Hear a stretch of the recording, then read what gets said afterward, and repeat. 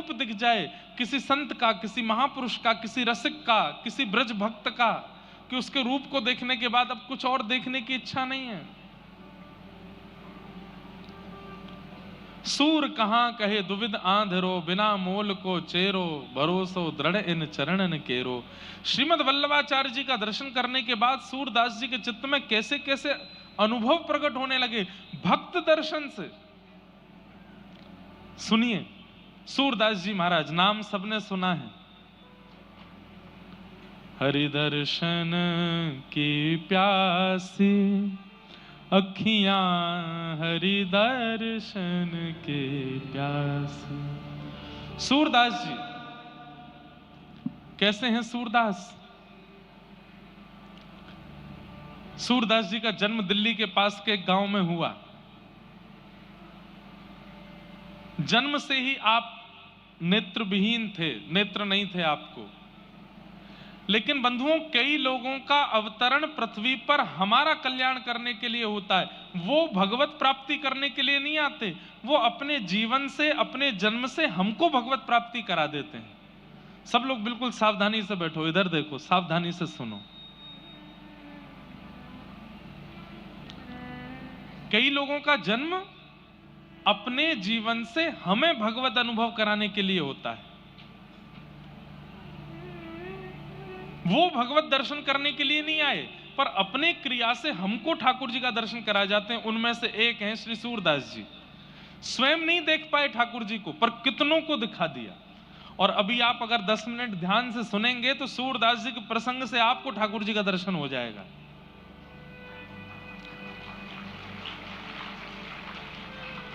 और विशेष रूप से हमारी प्रार्थना, जो आगे बैठे हैं ना लोग, आगे वाली पंक्ति वाले, ये तो बहुत ध्यान से सुना कीजिए। पीछे वाले तो ध्यान से सुनते हैं, आगे वाले वार्ता ज्यादा करते हैं। तो बस इनसे हमारी प्रार्थना है, थोड़ी वार्ता कम करो, ध्यान से कथा सुनो। और एक चीज और कर सको कल से तो और अच्छा लगे, ये कर्ण पिशाचनी जो आप सबके पास है मोबाइल फोन के रूप में, इसको कम से कम 2-2.5 घंटा जब कथा चले तो उतनी देर इसको विश्राम दो, थोड़ी उसको भी आराम करने दो। सूरदास जी का प्रसंग आता है। जन्म हुआ दिल्ली के पास के एक ब्राह्मण कुल में, लेकिन परिवार इतना दीन था कि उनके पास ज्यादा भोजन की और आदि की कोई व्यवस्था नहीं थी। पिताजी ब्राह्मणोचित कर्म करते थे। ब्राह्मणत्व में जो कर्म विहित हैं उनको करते थे। एक बार आपने कहीं कुछ अनुष्ठान आदि किया तो आपको 2 रुपया मिला। इनके पिताजी को, सूरदास जी के पिताजी को, सूरदास जी का नाम तो सुना है ना सबने, 2 रुपया मिला सूरदास जी के पिताजी को। उस समय में 2 रुपया इतना होता था कि उनके पिताजी नाचते हुए गांव में आए और सबको बताया, भैया 2 रुपया मिला है, अब तो 6-7 महीना कहीं जाने की जरूरत ही नहीं है, इससे ही घर चल जाएगा। इतने खुश, इतने प्रसन्न हो गए कि अर्धरात्रि का समय अपनी पत्नी के साथ बोले, मैं सो ही नहीं पा रहा हूं, मुझे इतनी खुशी हो रही है, हमको 2 रुपया मिला है। देवी, इसको बढ़िया से कपड़े में मलमल के कपड़े में बांध करके एक जगह पर रख दो, सुबह उठ करके फिर इससे सामग्री लेके आएंगे, ऐसा करेंगे वैसा करेंगे। इतने एक्साइटेड हो गए कि रात भर सो ही नहीं पाए सूरदास जी के पिताजी। पता नहीं रात में कहां से चूहे आए और चूहे वो मलमल का जो वस्त्र जिसमें 2 रुपए बंधे थे उसको लेकर के गए, उसको तो कुतर दिया, 2 रुपया कहीं चले गए, खो गए। सुबह उठे, उठ करके स्नान किया, स्नान करके कपड़े पहने, देवी जल्दी से वो मलमल का कपड़ा दो, खोल करके 2 रुपया निकालो उसमें से। और ढूंढा तो पूरे घर में वो 2 रुपया नहीं मिले। 2 रुपए ना मिलने पर इतना रोए, इतना रोए, इतना रोए कि बेचैन हो गए। हाय नाथ, जैसे तैसे तो इतने सालों में कमाई हुई और वो भी कहां चली गई पता नहीं। तो सूरदास जी के पास में एक विद्या थी, उनके नेत्र नहीं थे, लेकिन वो खोई हुई चीजों को ढूंढ लेते थे। उनके पास एक ठाकुर जी के द्वारा प्रदत्त विद्या थी ऐसी, वो बता देते थे उसका कोई सामग्री कहाँ है, तुम्हारा ब्याह कब होगा, भविष्य बता देते थे, बीता हुआ कल बता देते थे। ये ठाकुर जी के द्वारा कृपा थी उनके ऊपर। सूरदास जी अपने पिताजी को रोते हुए देख बोले, पिताजी आप क्यों रो रहे हो? तो सूरदास जी के पिताजी बोले, बेटा 2 रुपया इतने सालों में पहली बार कमाई की और वो भी खो गए।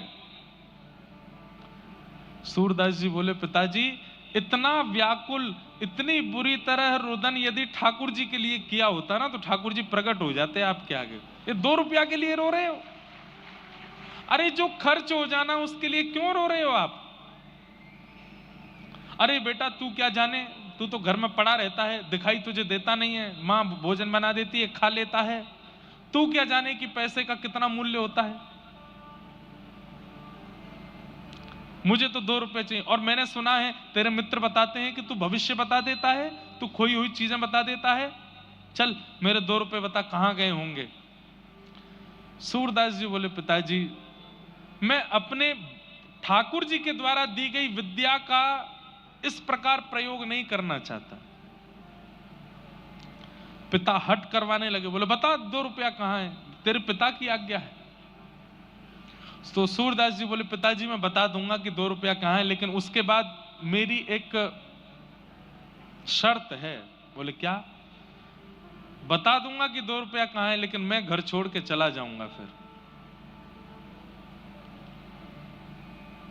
तो पिताजी ने ऐसे देखा, बोले वैसे भी तेरा फायदा क्या है, दिखाई तो देता नहीं तुझको, करता धरता तो तू कुछ है नहीं, जीवन भर तुझे हम ही चलाएंगे, हम ही तुझे कराएंगे।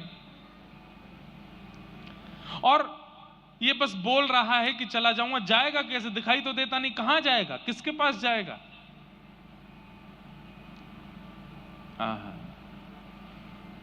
सूरदास जी के अंदर बचपन से ही, कई बच्चों में भी आप लोग देखेंगे कि उनके घर में सिखानी नहीं पड़ी है, पर पता नहीं कहां से उन बालकों में भक्ति आ जाती है। ये उनके पूर्व जन्म के संस्कार हैं। सूरदास जी पूर्व जन्म के श्री उद्धव जी महाराज हैं, इसलिए उनके अंदर भक्ति बाल्यकाल से ही है। कहां जाएगा? 2 रुपया बता के कहीं चला भी जाएगा तो तू जाएगा कहां? सूरदास जी कह रहे हैं, नाथ तू अनाथ को अनाथ कौन मोसो, मो समान आरत नहीं, आरत हर तो सो। अरे पिताजी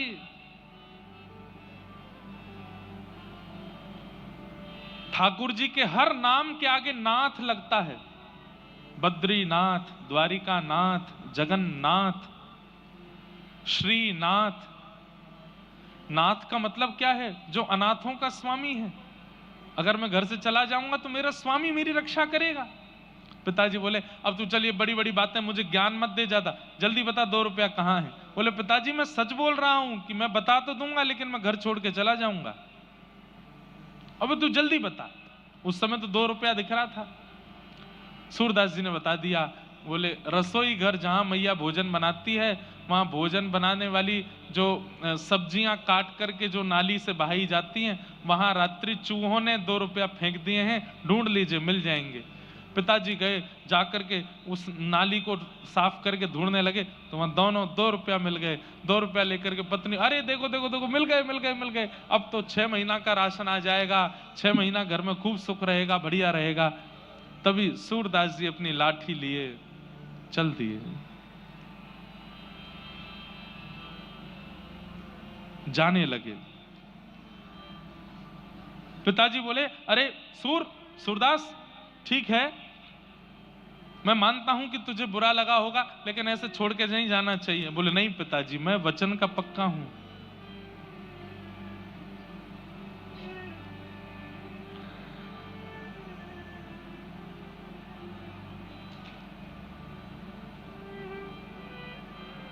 एक बहुत सुंदर पद है,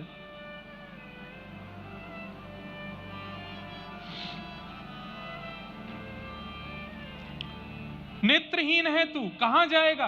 तेरे पास नेत्र तो है नहीं। सूरदास जी कह रहे हैं, मैं नेत्रहीन हूं। पिताजी आप नेत्र वाले हो। बहुत ध्यान से सुनिए, कितनी अच्छी बात है।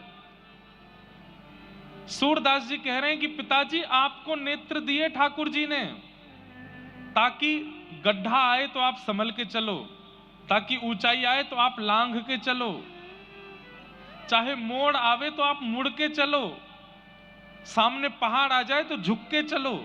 पर मुझे नेत्र नहीं दिए ठाकुर जी ने। क्यों? क्योंकि मेरे नेत्र स्वयं श्री ठाकुर जी हैं। मेरी उंगली पकड़ के वही चलते हैं। आपको तो गड्ढे से स्वयं बचना पड़ता है, पर मुझे ठाकुर जी बचाते हैं। मेरे नेत्र तो श्याम सुंदर हैं। सूरदास जी गा रहे हैं आशा भरी।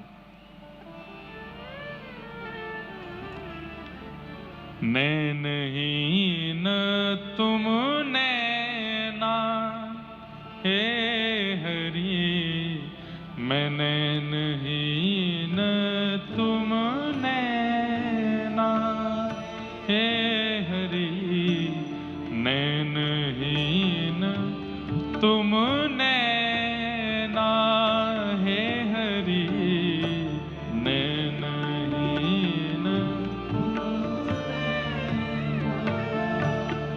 हे थाम उंगरिया जान डगरिया, थाम उंगरिया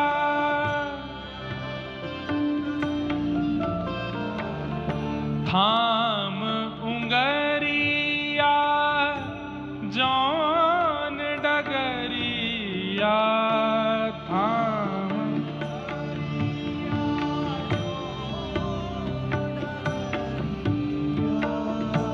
ले चलो मोहे जानो, हाँ ले चलो हरि में नैनहीन तुम नैना, हरि में नैनहीन तुम नैना हे हरि, नैनहीन तुम नैना हरि में नैनहीन तुम नैना, हरि में नैनहीन तुम नैना, हरि में नैनहीन। सूरदास जी गा रहे हैं, हरि मैं नैनहीन तुम नैना। मेरे नेत्र नहीं है, क्योंकि मेरे नेत्र आप ही हो। थाम उंगरिया, मेरी उंगली आप पकड़िए, मैं आपकी उंगली नहीं पकड़ूंगा। सूरदास जी की भक्ति की प्रणाली का अलग है। हम सब कहते हैं कि हम ठाकुर जी आपकी उंगली पकड़ रहे हैं, आप जहां ले चलोगे जाएंगे। सूरदास जी कह रहे हैं मैं नहीं पकड़ूंगा, आप मेरी उंगली पकड़ो और जहां ले चलोगे वहां जाऊंगा। थाम उंगरिया जान डगरिया, थाम उंगरिया जान ले चलो मोहे जानो, हाँ ले चलो मोहे जानो, हरि में नैनहीन तुम नैना, हरि में नैनहीन। निकल गए घर से। पिताजी बुलाते रहे लेकिन लौट करके नहीं आए। सूरदास जी 7-8 वर्ष की आयु है, छोटी सी अवस्था में निकल गए। एक गांव में जाकर के बैठ गए। वहां गांव में बहुत भूख लगी थी, प्यास लगी थी, तो किसी से मांग नहीं रहे थे। तभी एक गौशाला वाला व्यक्ति था, उसकी खूब सारी गैया थी। वो बड़ा बेचैन रोता हुआ उस मार्ग से जा रहा था। सूरदास जी वहीं बैठे थे। अरे मेरी गैया कहाँ चली गई, मेरी गैया किसी ने चुरा ली। रोता हुआ जा रहा था। सूरदास जी ने, उनको पता तो चल ही जाता था, उन्होंने तुरंत उस व्यक्ति से कहा, सुनो, पास का एक और गौशाला वाला व्यक्ति है, चरवाहा है, वो तुम्हारी गैया लेकर के उस सरोवर के पास है, जाओ ले आओ। वो व्यक्ति गया, वहां जाकर के देखा तो गैया मिल गई सारी, अपने गैया घेर करके ले आया। उसने सूरदास जी के चरण पकड़े, बोले भैया आप छोटे से बालक हो, आपको कैसे पता कि मेरी गैया वहां थी, और मैं आपके नेत्र देख पा रहा हूं, आपको दिखाई नहीं देता? बोले मैं नयनहीन हूं, मेरे नेत्र ठाकुर जी वही देखते हैं। बोले मैं क्या सेवा करूं? बोले सेवा कुछ मत करो, 4-5 दिन हो गए घर छोड़ के निकल गए, कुछ खाया पिया नहीं है, थोड़ा हमको दूध पिला दो। उसने कहा महाराज जी दूध नहीं पिलाऊंगा, मैं तो एक गैया आपको दान कर रहा हूं। बोले गैया का हम क्या करेंगे, हम पे आंख तो है नहीं, कैसे चराएंगे? बोले मैं एक ग्वारिया भी दे दूंगा, वही चराएगा, वही दूध निकाल के आपको पिलाएगा। सूरदास जी बोले बढ़िया है, दूध पिएंगे, भजन करेंगे ठाकुर जी का। लेकिन उस व्यक्ति ने पूरे गांव में हल्ला मचा दिया कि ये बालक भविष्य देखना जानता है, खोई हुई चीजें ढूंढ के बता देता है। अब तो महाराज वहां इतनी भीड़ लगने लगी, कोई बोला मेरा बेटा खो गया, उसको बता दो कहाँ है, सूरदास जी बता देते वहां है। कोई बोलता मेरी बेटा का ब्याह कब होगा बता दो, तो बता देते। मेरी बेटी का किस दिशा में ब्याह होगा, सूरदास जी बता देते, दक्षिण दिशा में उस फलाने नाम के नगर में एक सेठ है, उनके बेटे से ब्याह होगा। इतना अकाट्य सत्य तक बता देते कि तुम्हारे बेटे का ब्याह होगा, उसकी पत्नी मर जाएगी। बोले कि हम कहीं और ब्याह, बोले जहां ब्याह करोगे वो मरेगी ही मरेगी। बोले नहीं ब्याह करें, तो बोले तुम नहीं करोगे तो तुम्हारा बेटा जबरदस्ती ब्याह करेगा। ब्याह तो इसका होगा, और इसके योग ऐसे हैं कि इसको पत्नी की मृत्यु देखनी ही पड़ेगी, ऐसा भविष्य कथन करते थे लोग बाग। इतना दान्य पुण्य, चमत्कार को नमस्कार है, इतना दान पुण्य करने लगे, इतना उनको धन धान्य।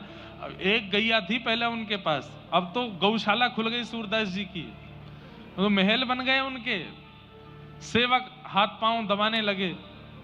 वो तो अच्छा हुआ कि मुझे सीखो ऐप मिल गई, जहां पर मुझे लोन में इतना वैराग्य आया।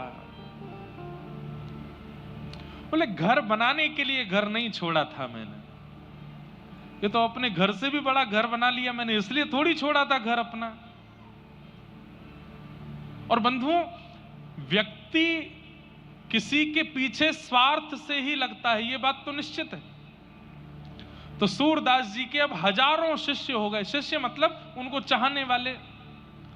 तो एक दिन सूरदास जी ने मंच पर बैठ करके कहा कि मैं आज एक घोषणा करने वाला हूं, तुम सब लोग मुझसे कितना प्रेम करते हो। सब बोले इतना प्रेम करते हैं कि आप पे अपनी जान भी लुटा देंगे। ध्यान से सुनना बात। हजारों लोग बोले हम आप पे अपनी जान भी लुटा देंगे। तो सूरदास जी बोले आज हम एक घोषणा कर रहे हैं। बोले क्या? आज के बाद हम किसी का भूत भविष्य वर्तमान नहीं बताएंगे। आधे लोग तो उसी समय अपना आसन उठा लिए, बोले अब बाबा जी हमारे काम के नहीं है, ये भविष्य ही नहीं बताएंगे, भूत ही नहीं बताएंगे, वर्तमान ही नहीं बताएंगे, तो फिर इनके संग रह के करना क्या है? ये राधे कृष्ण करते हैं, हमको थोड़ी राधे कृष्ण करना, हमको तो इनके चमत्कार से मतलब था। बंधुओं, हमारे हिंदू वैदिक सनातन परंपरा के कई आचार्यों ने अपने गुणों का त्याग किया, तो लोगों ने उनका त्याग कर दिया। सूरदास जी ने जैसे ही घोषणा करी कि मैं आज के बाद भविष्य नहीं बताऊंगा, भूत वर्तमान नहीं बताऊंगा, तो आधे लोग तो चुपचाप वहां से खिसक लिए। उनसे पूछा गया कहां जा रहे हो तुम? तो प्राण न्योछावर, पत्नी की तबीयत बहुत खराब है, बस उसको देख के आ जाऊंगा। कभी नहीं आया लौट के, बेटे को वहां भेजना है, बस उसको पहुंचा के आ रहा हूं। ऐसे बहाने बना बना के सब चले गए, अकेले सूरदास जी रह गए। अब जिन्होंने महल वहल बनवा के खड़े कर दिए थे, वो भी बोलने लगे बाबा बहुत पैसा लगा है, अब इसको हमको ही दे दो, हमारा घर परिवार बहुत बढ़ गया। बोले रह लो। सब दे दाग करके जब सब त्याग दिया, तो गीता जी कहती हैं आपके चित्त को शांति वस्तु खरीदने से नहीं मिलेगी, आपके चित्त को शांति तो त्याग से ही मिलेगी। त्यागात शांति अनंतरम।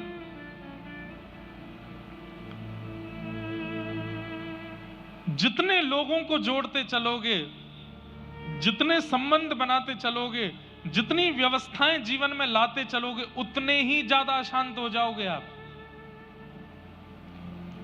और जितने अकेले होते चले जाओगे, जितना त्याग करते चले जाओगे, आपसे ज्यादा प्रसन्न कोई नहीं है फिर। इसका मतलब हम ये नहीं कह रहे कि आप लोग कल ही अपना घर बार छोड़ दो, पर जितना परिवार है ठीक है, उतना ही रहने दो। ये बिल्डिंग वाला भी मुझसे खुश हो जाए, वो व्यापारी भी मेरा हो जाए, इससे भी मेरा संबंध हो जाए, ये भी मेरा मित्र बन जाए, इससे भी मेरे कांटेक्ट हो जाएं, मेरे फोन लिस्ट में कम से कम 500 आईएएस ऑफिसरों के नंबर हो जाएं, इतने पुलिस अधिकारियों के हो जाएं, इस नेता से मेरा। ये बहुत ज्यादा संपर्क बनाने में और संबंध बनाने में जो लोग रहते हैं, एक दिन बहुत निराश होते हैं, बहुत हताश होते हैं। संपर्क मतलब, मैंने तो अभी संपर्क संबंधों की बात की, पर किसी भी रूप में, चाहे धन के रूप में, गाड़ी के रूप में, धान्य के रूप में, संबंध के रूप में, ऐश्वर्य के रूप में, जितना विस्तार करोगे उतने शांत होते चले जाओगे।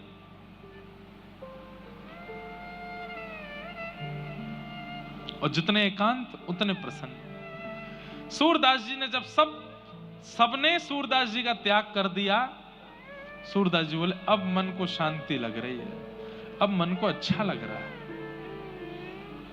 और तब निकल पड़े, आगरा के पास एक गांव में जाकर के निवास करने लगे। अब किसी का भविष्य भूत वर्तमान नहीं बताते, उनको पता चल भी जाता है फिर भी नहीं बताते, केवल भजन करते हैं ठाकुर जी का। 30 वर्ष के आसपास की आयु हो गई, तब जाकर के मन में फिर से एक विकार लगा कि कुछ कमी है, कुछ जैसे मानो रह गया हो।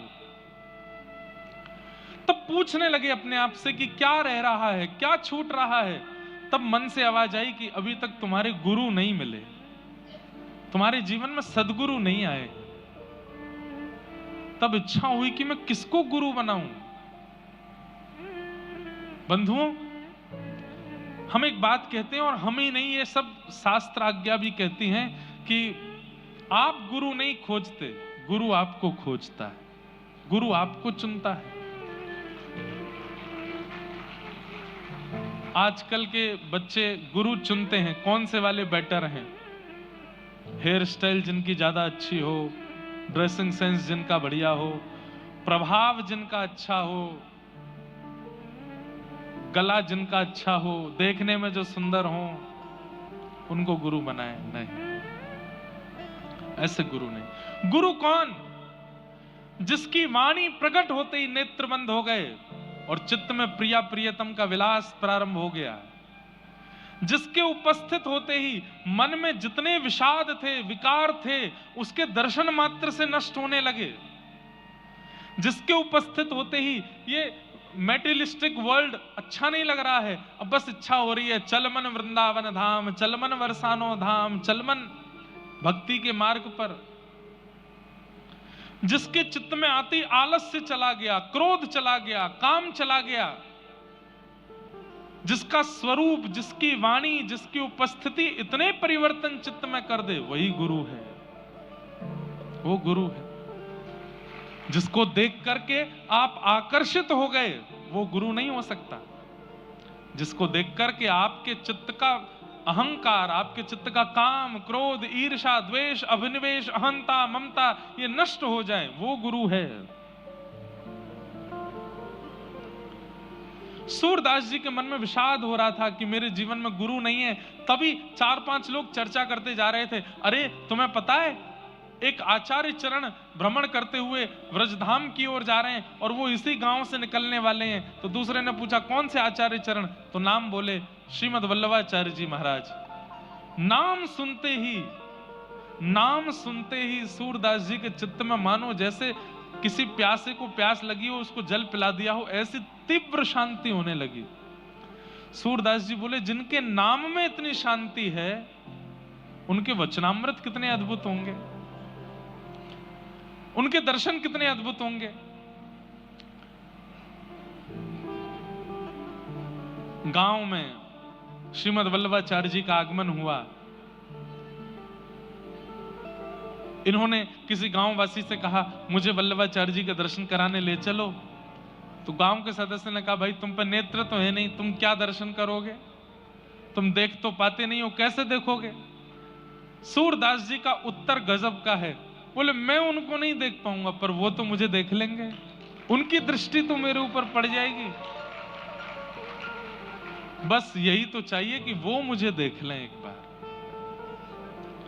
और जैसे ही सूरदास जी पहुंचे, श्रीमद वल्लभाचार्य जी महाराज विराजमान थे गुरु रूप में, सामने असंख्य भक्त बैठे थे। किसी ने कहा ये बड़े अच्छे साधक हैं, इनका नाम सूरदास है। और आंसू कवि, आंसू कवि किसको कहते हैं, जो तुरंत रचना करके गा देता हो, तुरंत रचनाएं करके बना देता हो, उसको आंसू कवि कहते हैं। और ये आंसू कवि हैं। वल्लभाचार्य जी बोले अच्छा इधर आओ। सूरदास जी लठिया लेके गए, बैठ गए, कुछ सुनाओ। सूरदास जी तुरंत गाने लगे, कौन कुटिल खल कामी मौसम, कौन कुटिल खल कामी, जो तन दियो ताहि बिसरायो, ऐसो नमक हरामी। अपनी बुराई करने लगे, मैं तो कुटिल हूं, मैं तो कामी हूं, ऐसा पद गाने लगे। वल्लभाचार्य जी बोले कुछ और सुनाओ। तो सूरदास जी ने दूसरा पद गाया, हरि मैं पतितन को सरदार, मैं पापियों का सरदार हूं, सरताज हूं। हरि मैं पतितन को सरदार, मैं पतितों का सरदार हूं। को कर सके बराबर मेरी, नहीं को के लायक, जो प्रभु अजामिल को दीन्हो, सो पाटो लिखत पाऊं। हरि जी में पतितन को सरताज। तो वल्लभाचार्य जी महाराज सामने बैठे बैठे बोले, हमारी ब्रज भाषा का शब्द है, बोले गिघियाए क्यों रहे हो, मतलब सिंपैथी पाने के लिए अपनी इतनी निंदा क्यों कर रहे हो, मैं ऐसा हूं, मैं वैसा हूं, इतने दीन दुल्लर तिल्लर होकर के इतनी बुराइयां अपनी कर रहे हो। अरे कुछ अच्छा सुनाओ, कुछ ठाकुर जी की लीला सुनाओ। सूरदास जी बोले मैंने आज तक यही सब गाया है, सुनेरी मैंने निर्बल के बलराम, ये पद तो सबने सुना होगा सूरदास जी का। सुनेरी मैंने निर्बल के बलराम, पिछली साख भरूं संतन की आड़ सवारे काम, जब लग गज बल अपनो बरत्यो नेक सरयो नहीं काम, निर्बल है बलराम पुकार्यो आयो आधे नाम, सुनेरी मैंने निर्बल के बलराम। गजेंद्र ने अपना पूरा बल लगा लिया लेकिन ग्राह से अपने पैर को नहीं छुड़ा पाया, लेकिन जैसे ही आपको पुकारा तो आधा नाम हरि, हरि पूरा नहीं बोल पाया, केवल ह बोला है। रॉ बोलते बोलते तो ठाकुर जी आ गए, आकर के गजेंद्र को वहां से उबार लिया, आए आधे नाम, सुनेरी मैंने निर्बल के बलराम।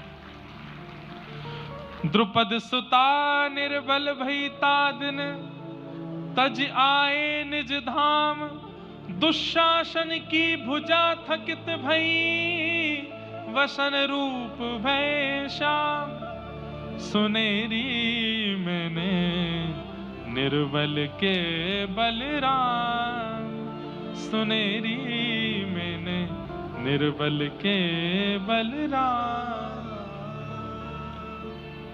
सूरदास जी बोले मैंने आज तक ऐसे ही पद गाए हैं, ठाकुर जी के बल का, प्रभाव का जिसमें वर्णन हो या फिर अपनी निंदा जिसमें हो।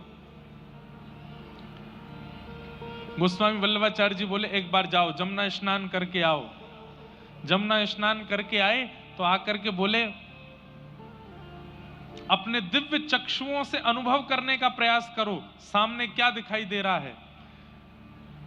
सूरदास जी ने यथाउचित वर्णन कर दिया कि आप एक सुंदर आसन पर बैठे हैं, पीली पीतांबरी, पीले वस्त्र पहने हैं, आपके सुंदर ललाट पर गोल तिलक है, वल्लभ कुल का तिलक है, आपके कानों में सुंदर कुंडल है, लंबी चौड़ी शिखा है, आपका ललाट बिल्कुल तेज से भरपूर है।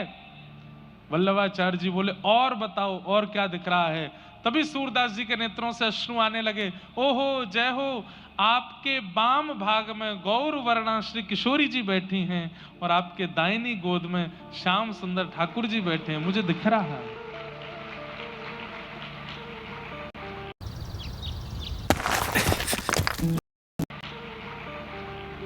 वल्लभाचार्य जी बोले अब सुनाओ। तब सूरदास जी ने ठाकुर जी की लीला का पद गाया, ठाकुर जी की किसी लीला का पद गाया। शोभित कर नवनीत लिए, घुटरुन चलत रेणु तन मंडित, गोरोचन तिलक किए। जिनके पास नेत्र नहीं है ऐसे सूरदास जी तुरंत लीलाएं बना बना करके गाने लगे, आहा वर्णन करने लगे।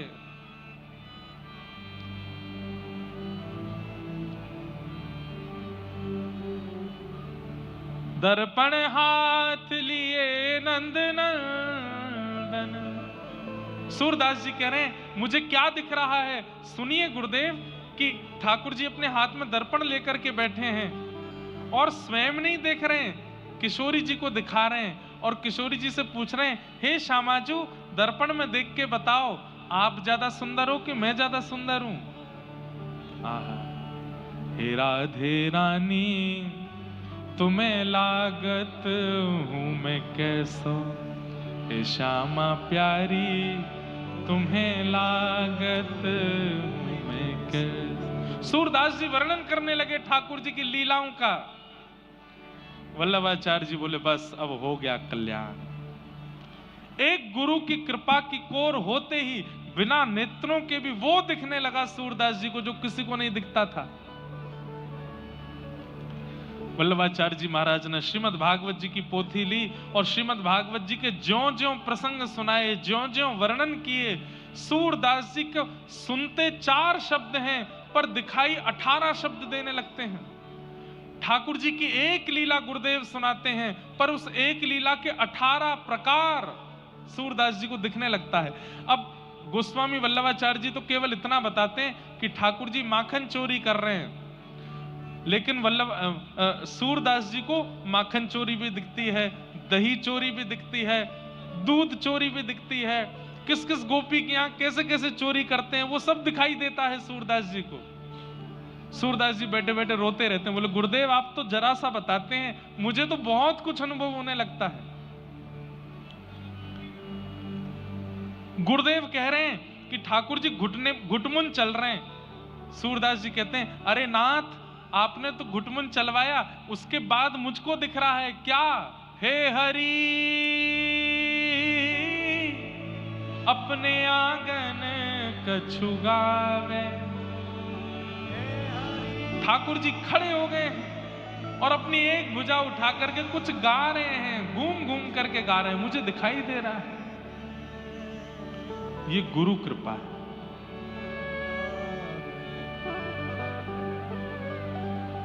लोगों ने कितनी परीक्षाएं ली सूरदास जी की। मंदिर में रोज श्रृंगार होता था। सूरदास जी दर्शन करने जाते लाठी लेकर के, ठाकुर जी इधर हैं और सूरदास जी इधर देख करके खड़े होते। कोई आकर के घुमा देता, बोले सूरदास जी यहाँ हैं ठाकुर जी, तो वहां खड़े होकर के भी ऐसे मुंह घुमा लेते, अच्छा यहाँ हैं? बोले यहाँ नहीं इधर हैं, ये रहे सामने।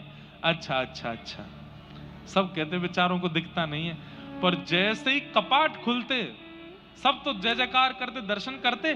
सूरदास जी उस पोशाक का वर्णन कर देते जो ठाकुर जी पहन के आए हैं। आज तो ठाकुर जी ने पीतांबरी पहनी है, आज तो थोड़ी पर सुंदर लाल हीरा चमक रहा है, आज तो ठाकुर जी ने ऐसी पाग धारण करी है।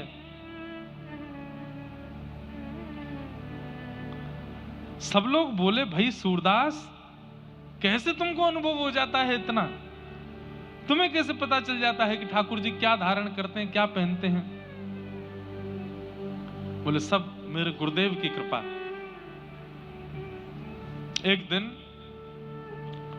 सेवायतों ने सोचा, बोले कि ये सोच के आते हैं कि मैं पीले राग का वर्णन करूंगा, पीले वस्त्र का, और उस दिन गलती से हम पीला ही पहना देते हैं। ये पहले से ही सोच विचार करके आते होंगे और ठाकुर जी कृपा करके वही वस्त्र पहन लेते हैं, इसलिए ये वस्त्र का वर्ण रंग आदि सब बता देते हैं। आज हम एक काम करते हैं, बोले क्या आज ठाकुर जी को वस्त्र ही नहीं पहनाएंगे? देखें तो सही है क्या बताने वाले हैं। ठाकुर जी लंगोटी में खड़े हैं आज केवल। सूरदास जी पहुंचे छड़ी लेकर के, दिखाई नहीं देता नेत्रों से। सूरदास जी आप हर दिन वर्णन कर देते हो ठाकुर जी का श्रृंगार कैसा है, आज वर्णन करो। सूरदास जी बोले पहले दर्शन कराओ तो, अभी तक पर्दा तो खुला नहीं। तुमको कैसे पता पर्दा नहीं खुला? बोले मुझे सब पता है। जैसे ही पर्दा खुला, आज ठाकुर जी लंगोटी में थे, कुछ पहना ही नहीं, कुछ नहीं पहना है आज गुसाई जी ने। बताओ सूरदास जी आज कैसे वर्ण की पोशाक है? सूरदास जी विचार करने लगे, चिंतन करते करते खूब जोर से मुंह पे हाथ धर के हंसे और हंस करके बोले आज तो बहुत ही प्यारे लग रहे हैं। बोले प्यारे तो रोज ही लगते हैं, पर आज विशेष क्या है? सूरदास जी बोले आज हरि देखे नंगम नंगा, आज हरि देखे नंगम, मोती माल उर्माही विराजे, मोती माल छवि के उठत तरंगा, छवि के आज हरि देखे नंगम नंगा, आज हरि। आज तो ठाकुर जी बिल्कुल निर्वस्त्र खड़े हैं और इनके अंग की कांति कैसी है? जल सुत भूषण अंग विराजत, बसनहीन छवि उठत तरंगा, बसनहीन छवि उठत तरंगा, अंग अंग प्रति अमित माधुरी, निरख लजित रति कोटि अनंगा, निरख लजत रति कोटि अनंगा, किलकत हंस दधि मुख लपटावत, सूर हसत ब्रज युवतिन संगा, आज हरि देखे नंगम नंगा, आज हरि देखे नंगम नंगा। आहा, सब सूरदास जी को प्रणाम करने लगे। बोले सूरदास जी आपको ये दृष्टि कैसे प्राप्त हो गई? आपको तो दिखाई देता नहीं है। सूरदास जी बोले सूर कहाँ कहे दुविध आंधरो, बिना मोल को चेरो। मैं अपने गुरुदेव का जब से चेला हो गया हूं, बिना मोल का चेला, तब से मेरे गुरुदेव ने कृपा करके ऐसी दिव्य दृष्टि दे दी है। भले ही बाहर का संसार मुझको नहीं दिखता, पर ठाकुर जी से संबंधी हर वस्तु मुझको दिखाई दे जाती है, हर वस्तु का मुझको अनुभव हो जाता है। गुरु ये कृपा करते हैं। बंधुओं, जिस गुरु के सानिध्य में जाकर के संसारी वस्तु प्रिय लगने लग जाएं, वो गुरु फिर या तो आपके शिष्यत्व में कमी है या गुरु के गुरुत्व में कमी है। पर जिस गुरु के सानिध्य में जाकर के व्रज प्रिय लगे, अयोध्या प्रिय लगे, ठाकुर जी प्रिय लगे, कथा प्रिय लगे, भजन प्रिय लगे, कीर्तन प्रिय लगे, सात्विक वस्तु प्रिय लगे, सात्विक व्यक्ति प्रिय लगे, सात्विक संबंध प्रिय लगे, वो गुरु है। हम गुरु को दोष नहीं देंगे। गुरु जीवन में आया, उसके बाद भी संसार की वस्तु ही प्रिय लग रही हैं, तो आपके शिष्यत्व में कमी हो सकती है, गुरु के गुरुत्व में कोई कमी नहीं है। गुरु तो हरि से प्रेम कराता है, गुरु तो हरि के प्रति रुझान कराता है। ऐसे गुरु के प्रति भाव बताए गए हैं भागवत जी में भक्तों के 3 लक्षण बताए गए, उत्तम, मध्यम और सात्विक। उत्तम, मध्यम और साधारण, इन 3 भक्तों के लक्षण पर हम चर्चा करेंगे। एक श्लोक कहकर के फिर हम कीर्तन गा करके आज की कथा को तो विश्राम देंगे। बंधुओं, कथा का समय 3 बजे से है, पर आज प्रथम दिन था, थोड़ा विलंब हुआ, पर कल से 3 साढ़े 3 के बीच में कथा प्रारंभ हो जाएगी। आप सब लोग उससे पहले ही आने का अपना, आज भी आई गए होंगे कई लोग तो पहले, लेकिन कल से और बिल्कुल समय से आप लोग आने का प्रयास करिएगा। 3 लक्षण बस सुन लीजिए, उसके बाद हम कथा को विश्राम देंगे। उत्तम, मध्यम और साधारण, हम कौन से भक्त हैं ये आपको विचार करना। उत्तम कौन? सर्वभूतेषु यः पश्येत् भगवद् भावमात्मनः भूतानि भगवत्यात्मन् एष भागवतोत्तमः। जो सब जगह ठाकुर जी की व्यापकता को स्वीकार करता है, इसमें भी भगवान है, फूल में भी भगवान है, मुझ में भी भगवान है, आप में भी भगवान है, पंडाल में भी भगवान है, लाइट में भी भगवान है, सब जगह भगवान है, ऐसा विश्वास जिसके चित्त में है, उत्तम भागवत है, वो उत्तम भक्त है। ऐसे भक्त को हम लोग अपनी भाषा में पागल कह सकते हैं, कभी कभी पागल है। कई लोग ऐसे होते हैं, वो कहीं भी पैर लग जाता ना उसको पूजते हैं। ये बुरी आदत नहीं है, ये बहुत अच्छी बात है। भैया सब जगह ठाकुर जी हैं, कहीं पैर लग जाए तो उसको ऐसे स्पर्श करते हैं, या स्पर्श ना भी करें तो उनके मन को खेद होता है कि हमने यहाँ पैर रखा है, इसमें भी ठाकुर जी का तो तत्व विद्यमान है ना। ये उत्तम भागवत का लक्षण है, उत्तम भक्त का लक्षण है, जो सब में और सब जगह ठाकुर जी को देखता है।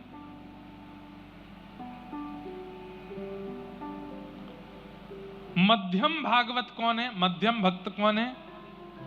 ईश्वरे तदधीनेषु बालशेषु दुषस्तु च प्रेम मैत्री कृपोपेक्षा यह करोति समध्यम। मध्यम भक्त कौन है? बोले ठाकुर जी से प्रेम करता है, उनके भजने वाले ठाकुर जी के भक्तों के अधीन रहता है, उनको उनके प्रति दास रहता है, और जो ठाकुर जी को नहीं भजते उनके प्रति बाल भावना रखता है कि अरे बालक हैं, कोई बात नहीं, और जो ठाकुर जी की निंदा करते हैं उनसे दूरी बना लेता है। ये मध्यम भक्त है। बहुत ध्यान से सुनो, ठाकुर जी से प्रेम करता है, ठाकुर जी के भक्तों का दास बनता है, ठाकुर जी को न जानने वालों के प्रति बालक बुद्धि रखता है, और ठाकुर जी की निंदा करने वालों से दूरी बना लेता है। ये मध्यम भक्त है। उत्तम भक्त इन 4 प्रवृत्तियों में, वो चारों में भी भगवान को ही देखता है। मध्यम भक्त के अंदर थोड़ा विभाजन है। और तृतीय है सामान्य भक्त। साधारण भक्त का लक्षण क्या है? अर्चायामेव हरे पूजाम य श्रद्धये हते न तद्भक्तेषु चान्येषु न भक्तः प्रकृत स्मृतः। सामान्य भक्त कौन है? बोले केवल मूर्ति पूजा में विश्वास रखता है, बाकी और कहीं इसकी श्रद्धा नहीं है। केवल मूर्ति पूजा में, मूर्ति में भगवान देखता है। कभी सामने त्रिपुंडधारी उर्तपुंडधारी कोई भक्त वैष्णव आ जाए, उनको प्रणाम नहीं करेगा। कहीं कथा चल रही हो तो उसको आडंबर लगता है, कोई उत्सव मना रहा हो तो उसको पाखंड दिखाई देता है। केवल भगवान की मूर्ति पूजा में ही उसकी निष्ठा है, बाकी सारे प्रकल्पों में उसको आडंबर और पाखंड का दर्शन होता है। साधारण है। केवल मूर्ति में भगवान है और कहीं भगवान नहीं है, ऐसी भावना जिसकी है। सामान्य। हम कौन से हैं? विशेष रूप से यहां जितने लोग बैठे हैं, ज्यादातर संख्या मध्यम वालों की है। मध्यम कौन से हैं? जो ठाकुर जी से प्रेम करते हैं, ठाकुर जी के भक्तों के दास बनते हैं, ना जानने वालों के प्रति बालक बुद्धि रखते हैं, और ठाकुर जी की निंदा करने वालों की उपेक्षा करते हैं। हम सब मध्यम भक्त हैं। इन 3 दिन की कथा से, इन 3 दिन के प्रसंग से हमको उत्तम बनना है। आपके लिए कठिन तो बहुत हो जाएगा,